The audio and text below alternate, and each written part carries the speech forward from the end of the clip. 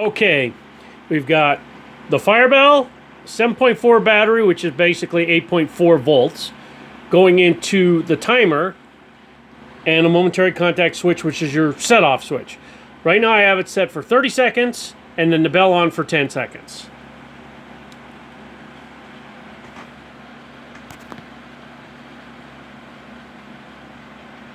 I guess you could count down. I should have did it like 15 seconds or something, but I actually want to show the function.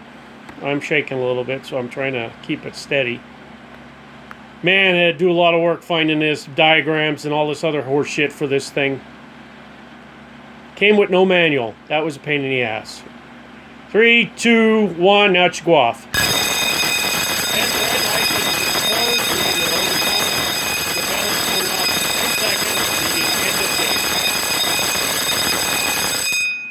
And then it shuts off.